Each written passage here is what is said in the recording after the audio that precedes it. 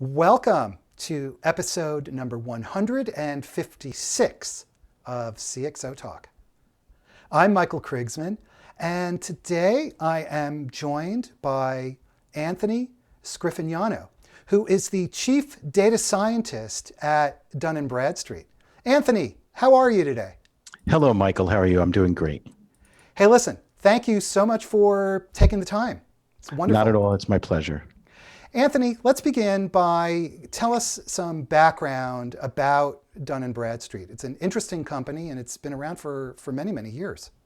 Yeah, it's a fascinating company to me anyway. And I think to many people, it's been around we're at 174 years now. So it started before the Civil War and it's been through many, many different iterations over the years. Company has between 4 and 5,000 employees, but then we also have Worldwide Network and other partner associations around the world. So it's a pretty big company. Most of our customers focus on problems in the area of either total risk or total opportunity. So think credit and also sales and marketing, and then some of the related issues that you get like compliance and government relations, onboarding customers, things like that. So very quickly, because I'm curious about this, you started before the Civil War, and I know that a number of presidents have actually worked for the company, including Abraham Lincoln. So what did Dun& Bradstreet, what did Mr. Dunn and Mr. Bradstreet, I'm assuming they were Misters, do before the Civil War? Well, they were. And if you think about what was going on at that time, so you had westward expansion and you had a lot of businesses on the East Coast that were trying to do business with people who were increasingly far away. And it got to the point where you couldn't go visit them and judge the character and quality of the person or how real they were or whether their operations appeared to be significant enough for you. And so they wanted people who could essentially be their representative in forming those opinions. And that's how this all got started, is help me understand people I can't see. And that's pretty much what we do now, except instead of trying to deal with the 2 month stagecoach ride, it's the 2 second trip over the internet, but it's the same problem. So that 2 second trip over the internet comes down to data analytics and data science.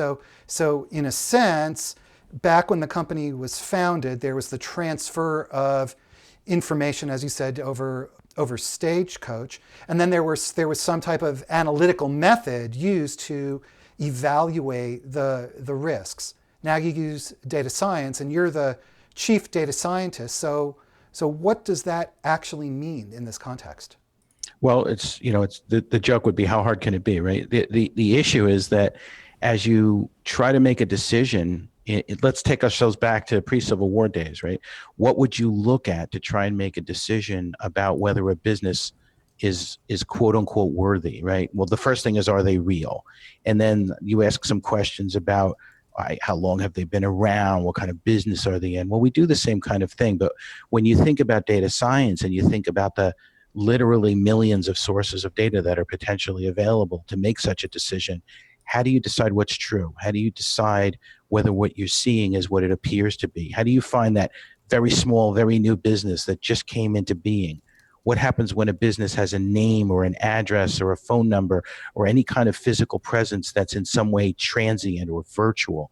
So the questions are really the same kind of questions, but the data science version of it is, how do you use new types of data as opposed to just new places where you can go look? But it's a very similar problem, but much more, obviously much more algorithmic, much more automated, much more quote unquote scientific.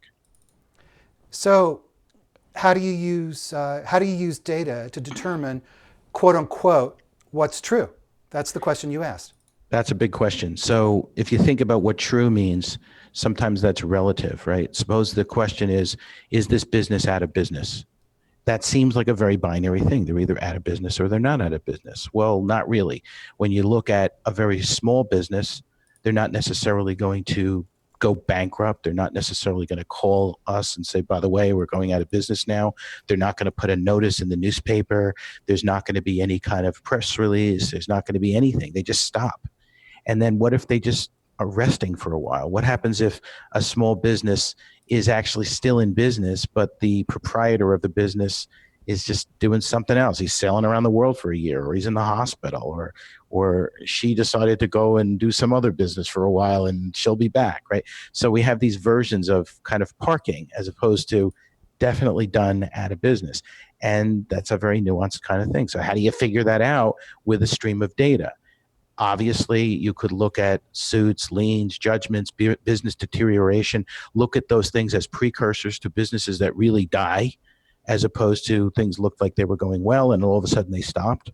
You might look at the type of business that we're talking about. You might look at the location in the world. You might look at the owner of that business in the context of the business and see if you see them popping up elsewhere. There's lots of different signals that you might get in a situation like that. So explain how you go about, as a data scientist, how you go about analyzing some of these problems. Well, let's take the issue of fraud as a great example. So fraud, when we talk about it, we think we know what we mean, but everybody means something different. So fraud, by any definition around the world, is some sort of misrepresentation of information for financial gain. When people lie to us, they haven't gained anything yet. So is that fraud? We call it malfeasance sometimes.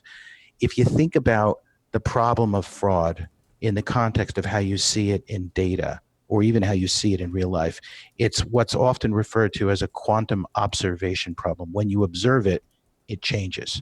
So people committing fraud behave differently when they know they've been detected. And so to try to use regressive methods that only look backwards at pre-existing data and pre-existing examples of fraud, you'll get very good at catching the things that used to happen, which is counterintuitive because the thing you're looking at, is changing.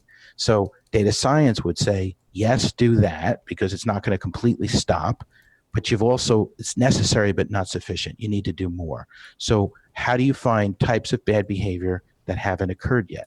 Well, the first thing you do is you look for types of behavior you haven't seen before, and then you try to vet those behaviors against behaviors that are known to be malfeasant to try to see if there are similarities. And data science provides non-regressive methods to do things like that, looking at connected space, what we call dyadic relationships among multiple parties, and looking for observable relationships that are different than the ones we've seen before. And then that allows us to focus and address a problem like that. So it's a very long way of saying you start looking for things that are new, and then you start to unpack them and see what they tell you.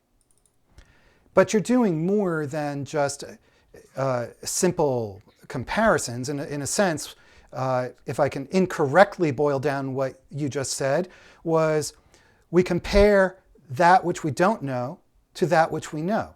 Exactly. But that seems like a fairly trivial observation. And so I assume that the data science part is quite a bit more involved than that. Yes, absolutely. So the part we don't know is where all the challenge lies, right? You have so much data in front of you, and you have to make a decision which parts of it are you going to look at and which parts of it are you going to not look at. There's a huge opportunity cost to making a decision like that.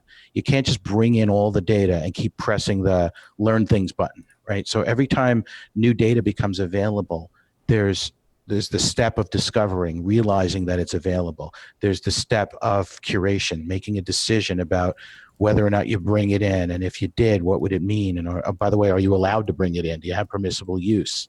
Things like that. And then there's the synthesis, making sense out of that. And that all sounds easy until you try and do it at the scale of the creation of information, which is off the chart.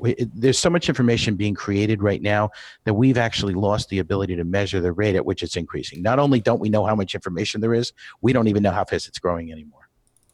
Okay, discovery, curation, synthesis. Can you give us an example, give us a concrete example from your work that ties these pieces together so that we can understand the data process, the data analysis process that you go through in order to learn something new from the data that you didn't see before? Sure. So let me give you an example that seems obvious that's not. Let's suppose that we're trying to understand how a company represents itself around the world in different languages and different writing systems. So you might think that you just translate, but translating works really well for proper nouns, for common nouns, but it doesn't work very well for proper nouns. So if you have your own name, how do you represent yourself in Arabic or in Chinese? Or those are decisions you have to make, and they involve sound, and they involve the interpretation of maybe the symbols you might use, or the how those sounds sound in different languages, etc. Different languages have different phonetic palettes. My name Scriffignano has a GN sound in it, the nya, that's not an English phoneme. So when I tell people how to say it, I say, well, say lasagna, because you already know how to say that, right? So that's a sort of a technique, right? How do you now discover the presence of an organization or a person in different parts of the world when they're represented differently? You can't just sort of flip the letters around, especially when we're talking about different writing systems. So one of the things that you do is you ingest a very large corpus of information that you understand. So you might ingest something like, think about like maybe a chamber of commerce might produce a listing of the directors and officers and CEOs and owners of businesses. So now I found a listing of a whole bunch of names. And I have, let's say, a listing of a whole bunch of names. The curation is trying to make a correlation between those two, saying how much of this thing that I just ingested that's in a language I don't know can I understand from sort of the context that it's in? And then the synthesis is, can I discover any rules? So I'm just thinking of an example. In Greek, they have the letter he, which sort of looks like an X. That sound doesn't really exist in English. Does that turn into a CH, or does it turn into an X, or does it turn into a K? And those three different decisions will lead you down a different path. So now once I have that question, is it C, X, CH, X, or whatever K, now I can start to look at the data that I have and say which seems to me more appropriate. And over time, I can develop rules. And then over time, those rules can inform new processes. I can tune those processes. I can do what's called heuristic analysis, where I get a group of people to observe what the machine is doing and see whether they agree or disagree. And you tune these things over time, and eventually it sort of approaches the collective experience of a person doing the same thing. There's a thing called the Turing test. You might be familiar with it. Is the ultimate example of that. At what point does it appear to you to be intelligent? So at what point does it appear to you to be intelligent? At what point do you make the decision that all of this analysis, this normalization of multiple data streams, all the analysis that you're doing, that you've done enough, and now, based on that analysis, you actually do know what is quote unquote true? So true is a very dangerous word, but what we're looking for is we're looking for something to converge on a group of, in the case of heuristics, what's the gold standard is a group of similarly instructed, similarly incented people. So you look at a large enough collection of information, and you make sure that you ingest and interpret that information the same as a group of people who are similarly instructed and all have the same to gain or lose. You can't have like 10 experts and 5 interns. They've got to be kind of the same. And then there's some techniques for normalizing for optimism and pessimism and fatigue and things like that. And eventually what you get is not something that's necessarily always true, but we like to use the phrase that consistently wrong is better than inconsistently right. Get to something that's consistent, that you can continue to tune as you understand how it behaves, and you either like or don't like what it's doing. So the first step then is to aggregate a large amount of data, what we commonly hear the term big data. I'd say the first step would be to become aware of the data that could potentially be aggregated. So what does that actually mean? Don't try to eat the whole salad bar. Don't take everything in. Look at what's available and decide what you're going to need for your salad, and have a reason for deciding that. So you have to be clear about the problem that you're trying to solve. Exactly. It really goes back to, you never lead with the data and you never lead with the technology. You lead with the problem. Now, there are times where you might pull in the data and say, what can this data tell me? But in general, for a business problem, you should start with the problem. You should start with what's the real thing that you're trying to do. I have used examples with you of discovering fraud, or finding new businesses, or discovering when businesses have died. Those are real business problems. You start with the problem. And then from there, you look at the data. There's the sets of data. There's the data you already have, the data that you could go out and discover, and the data that you're never going to get to. And you have to evaluate the relative size and importance of those three classes of data against the problem that you're trying to solve. So we hear this buzzword, big data, all the time.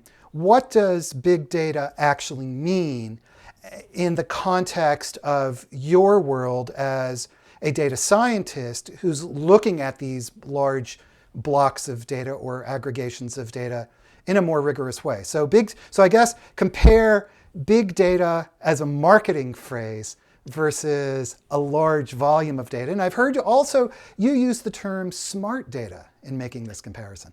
Yeah, I can only define smart data as juxtaposed to big data. So let me take the first predicate in your question first. So big data, we jokingly refer to it as now because you're almost not supposed to talk about it anymore, but it hasn't gone away.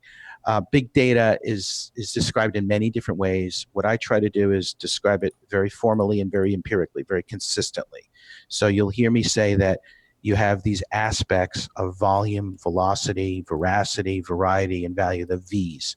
And you have a big data problem when those V's overwhelm the best attempts to deal with them. That doesn't mean you're too cheap to hire the right people or you have the wrong technology, but when you throw the best of the best at it and you're still overwhelmed by one or more of those V's, now you have a big data problem. So it's not just having a lot of data. It's not just having data that's changing really quickly. It's not just having data that some of it's true and some of it's not, and you can't tell the difference. It's all of those things more or less at the same time.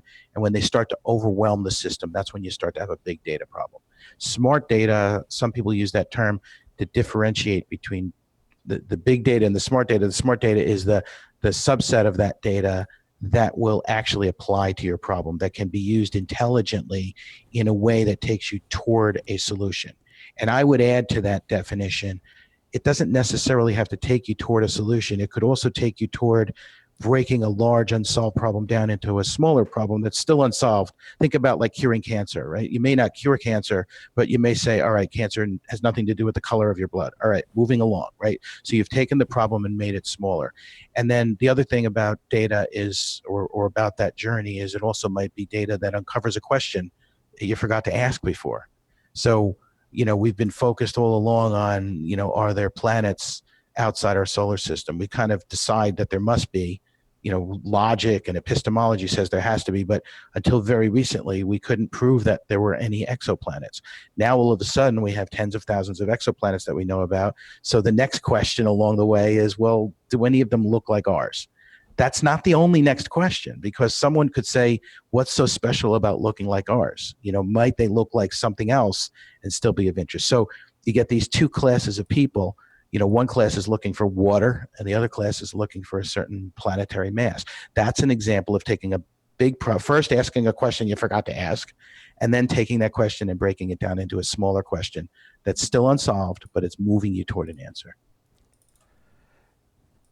We have an interesting question from Arsalan Khan. So nothing to do with exoplanets, I assume. I suspect you may be able to make a linkage here. But I'll let you do that one. So you mentioned that this concept of truth is a rather tricky concept, and there is no ground truth necessarily. And so he's wondering, you as a data scientist come up with your conclusions, and then an executive in the company looking at those conclusions say, no way. Right. That's not a chance. Your data's wrong. Yeah. Because that's not the truth of the world. The truth of the world is this over here. And what do you say to that? Well, first I say that if I started by saying, here's the truth that I've discovered, then I deserve that kind of a reaction. So data science is about the data part, but it's also about the science part. And we have this thing called a scientific method. So it means that we observe the world around us. We form a hypothesis about that world. We ask a research question. We look at what literature is out there, like what everybody else has done first. We then pick a method to answer our question. We prove that that's the best method. Then and only then do we go out and collect some data and use that data according to our method to answer our question. We talk about the answers that we've concluded. We talk about the bias in those answers, the weaknesses of it, and we support our answers. And then if we're really good, we ask questions for future research. So if we did all those things, I don't just go to the leadership in my organization and say, I think this data proves that there's life on other planets. I go to my leadership and I say, I asked myself the question, is there life on other planets? I said, well, life as we know it right now is based on water and some other things. So what I did was I looked for evidence of water. Here's how I decided to look for evidence of water. I looked for hydrogen and oxygen or whatever you do. And here's what I found. Here's what I think it means. Now, if you disagree with me, tell me what you think I got wrong. Did I get the wrong question? Did I understand the data wrong? Did I use the wrong method? And if they can answer any of those things, then if I'm a good scientist, I should be able to respond to those things. That's called defending your hypothesis, right? If I can't respond, then I've done bad science. And then shame on me. So, And I yes, snuck the exoplanets in there. yeah. So you're one of those tricky ones, because yes, I playing the role of an executive, I hear everything that you're saying. I see your data.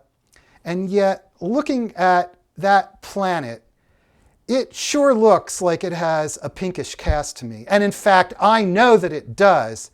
And I've been working with planets that have a pinkish cast or sets of data like this one my entire life. I know this population. And you are now telling me something through your scientific method that contradicts firm beliefs of how I see the world, and I know the way the world works.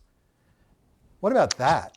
So, Michael, let me respect your knowledge of pink planets. I really appreciate your observation and your experience, and I'm certainly not calling you wrong, because what you believe is what you believe. Help me understand how you've come to have this opinion about the relationship between life and pink planets. And pretty soon, what's going to happen is you're going to be saying, well, it just is. It's in my experience. And I'm not calling you wrong. I'm asking you to help me understand why you believe what you believe. So if we're really going to be scientists, then that means that we have to be open to conflicting opinions. And if we're open to conflicting opinions, those people who have those opinions should be able to defend them. Now, sooner or later, you can say, look, I'm your boss, and what part of I'm your boss did you fail to understand? And go back and prove my pink planet hypothesis, right? If you go and tell me what to go prove, you're basically asking me to engage in bad science. And now we have a whole different problem, right? Boy, it sure sounds like a lot of businesses I know.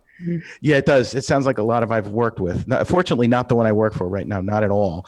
But you also have to be very careful. You can be right and dead, right? So part of being a good data scientist is being able to use what you've learned to tell a story that credibly approaches a problem that somebody has. You can't just walk in and say, oh, look, I used all these great methods and look what I learned, and you should bow down to the data. Absolutely not. You have to understand the problems that people are trying to solve. You have to understand how you can be relevant in the context of those problems. You can't always do all of those steps I just articulated, because time and money and reality are going to get in the way sometimes.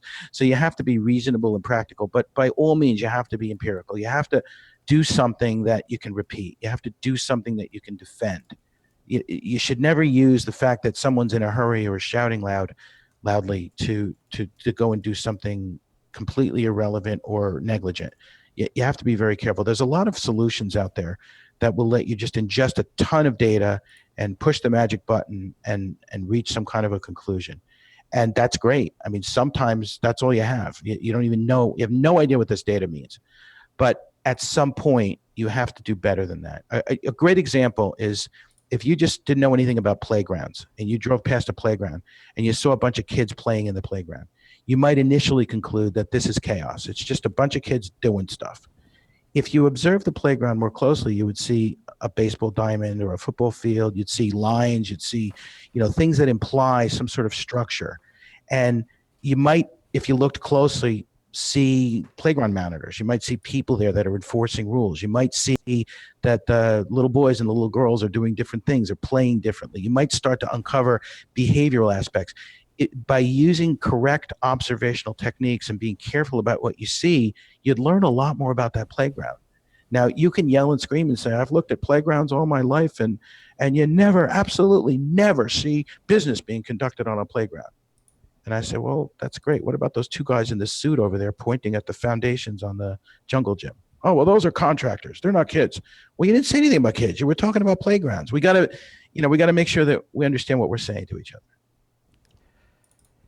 So you were talking earlier about connected spaces, and people and relationships. Can you elaborate on what do you mean? What is a connected space in this context? Well, great question. So you have to be very careful when you use a term like that, that you know what you mean. Things can be connected in many, many different ways, and even defining what a connection is somewhat problematic. One of the things that we talk about, and what I talked about before, is a dyadic relationship. It's a relationship between two entities. So at Dun& Bradstreet, we mostly talk about businesses.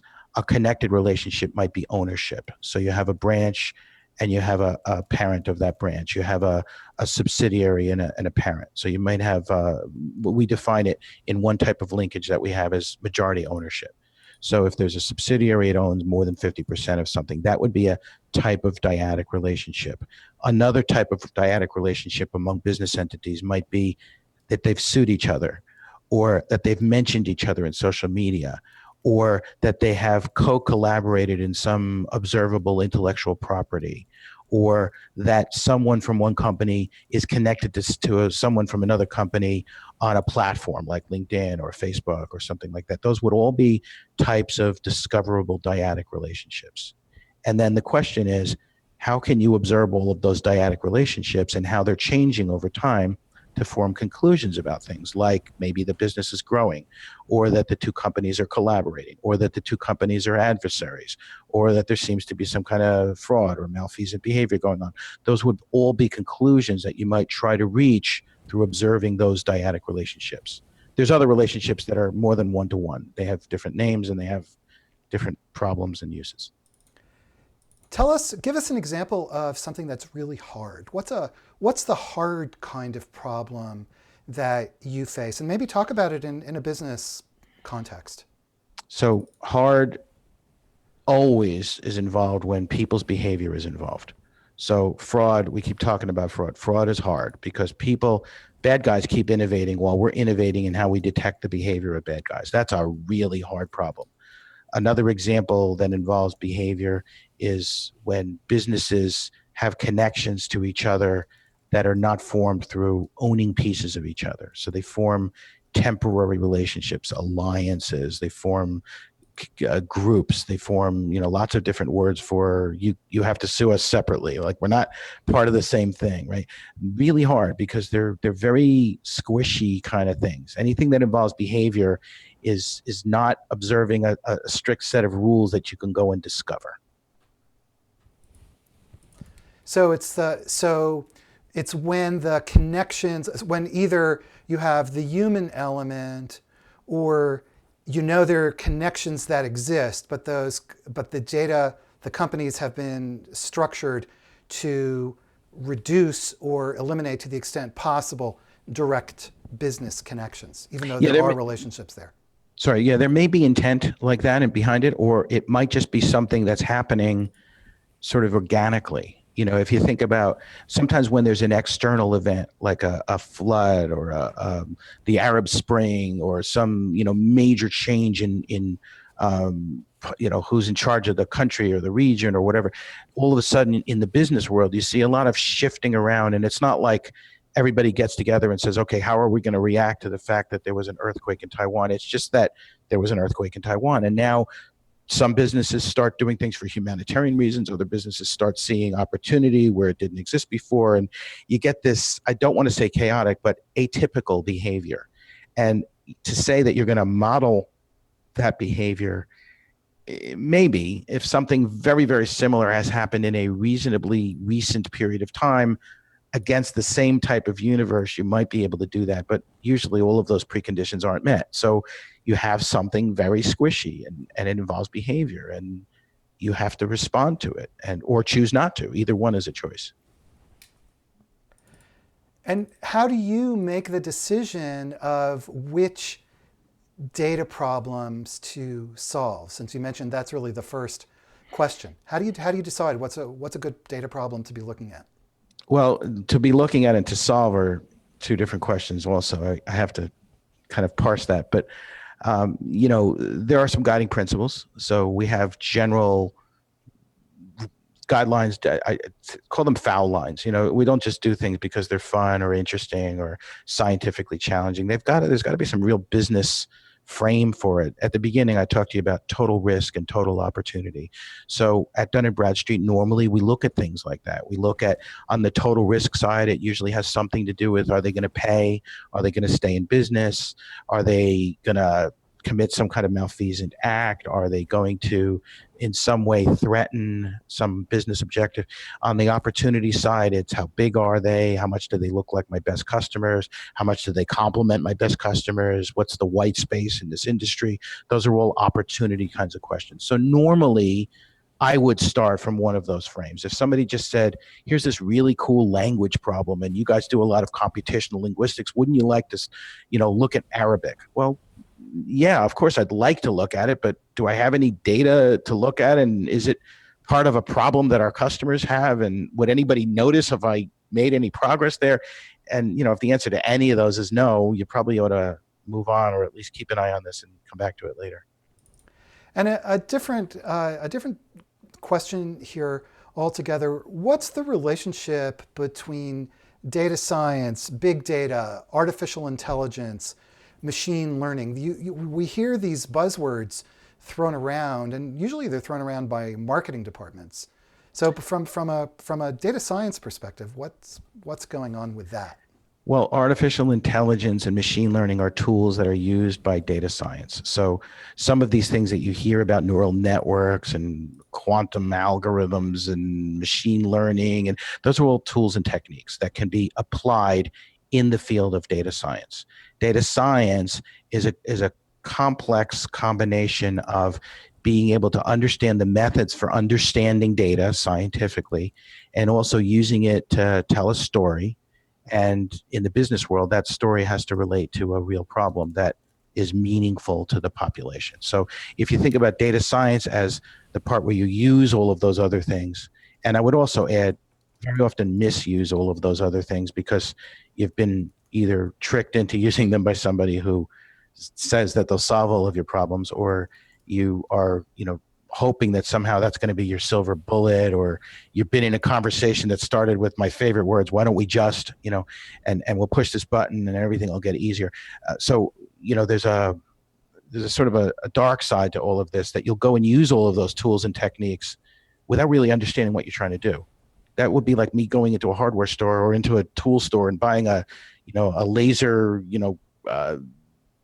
saw that does, and I'm not a carpenter, right? Well, that's great. You have this tool and you're trying to carve a pumpkin. You bought the wrong tool. Like, you need to understand what you're trying to do. You don't just jump right to the tools. So data science is about telling a business story. Is that the ultimate goal? Is that your end objective in a sense?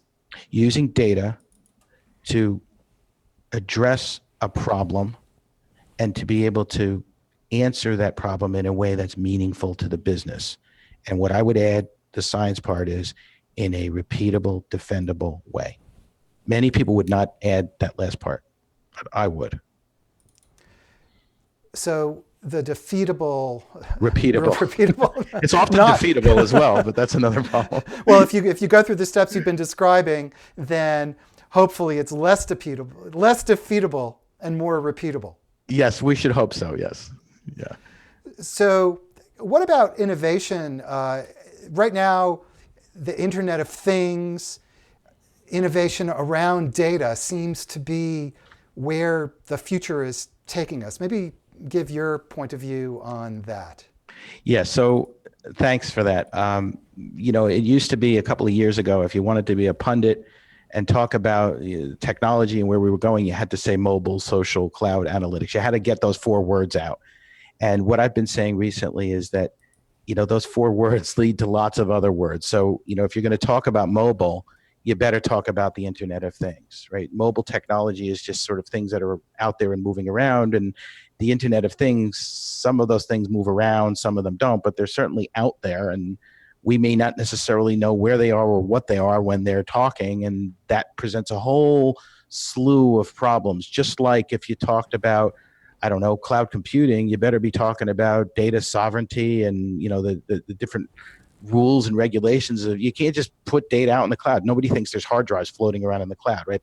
That data sits somewhere. So your question was about the Internet of Things, which to me is an extension of, where we were a couple of years ago.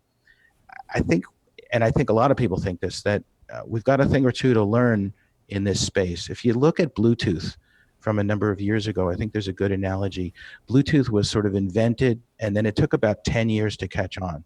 And part of the reason was, in my humble opinion, we forgot to think about a number of questions. Like, it's great that you can have a Bluetooth headset, but how do we keep my headset from discovering your phone and eavesdropping on it, right? Well, we'll put this 4-digit passcode in there, and then nobody knows the number, so they're always 0000 or 1234, and then all of a sudden, all you have to do is try a few numbers. And so, we've got to be better than that. With the Internet of Things, we've got tens of thousands, hundreds of millions of things right now, talking to millions of other things. And we're sort of making some of those same mistakes. There was a big issue not too long ago. I won't name the company, but there was a doll, and the doll could talk to a cloud application, and your kid could talk to the doll, and the doll sort of seemed to know what was going on, and it would get smarter as other kids talked to the same doll. That's great, except someone realized that was a device on the Internet of Things that had an IP address, and if I can hack into it, it has a microphone. And if the kid leaves the doll in the parent's home office, I can eavesdrop on the conversation and maybe short stock or do things that are malfeasant, right? And then that started to happen. Whoops, didn't think of that, right? So if you're going to build something on the Internet of Things, you better be thinking about how it might be used in unintended ways. You also better be able to think about what happens if it's used in intended ways at a scale that goes way beyond what you ever intended. You also better be able to think about how other people might use it to solve unknown, unmet needs. Somebody starts to use your thing to solve a completely different problem that you didn't plan on it solving, and you didn't build it for that purpose. And now all of a sudden you're negligent in a way that you didn't even intend. We've got to be a lot smarter about this. We can't just rush to say, oh, isn't it great that things can talk to other things? Yes, but what might they say to each other? And how might they all of a sudden help people do things we didn't intend? Very big questions. We better be asking those questions. And as you were asking those questions at Dun & Bradstreet, what are some of the answers or the points of view or the trajectories that you're coming up with? Well, so things themselves don't necessarily play into our landscape right away, although some of those things might talk to us and ask about businesses. I won't get into the complexities, but there's ways that things can ask about businesses, right? The reality is that the only things that we foresee asking us about businesses right now are other computers.